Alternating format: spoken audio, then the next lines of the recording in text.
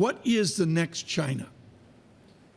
Well, the Party Congress, it's now just concluding in Beijing, lays out, I think, a pretty profound view under the new paramount leader, Xi Jinping. Not that he's a new leader, but he's been designated with this new status.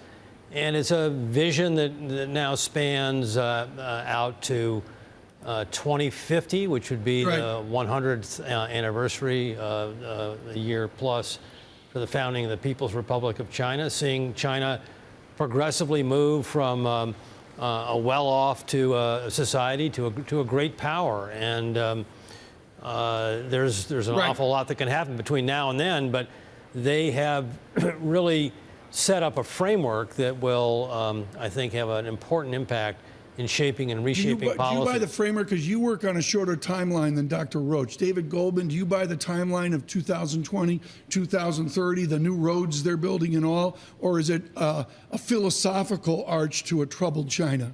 China is in the midst of a value explosion led by a technological revolution which mobilizes the talents of the largest and hardest working population in the world. It's something the world has never seen, and it's going to amaze all of us.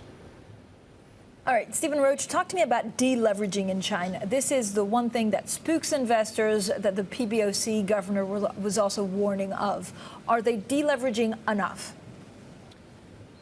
Well, I think they're focused on it, Francine. There's no question about it. The point about the debt problem in China that is, I think, extremely important is that they owe the debt to themselves. They don't owe the debt to potentially skittish foreign investors. They have the highest savings rate in the world, and that doesn't mean that they should continue down the road of debt-intensive growth, especially if it is a debt that has largely been accumulated by state-owned enterprises in China.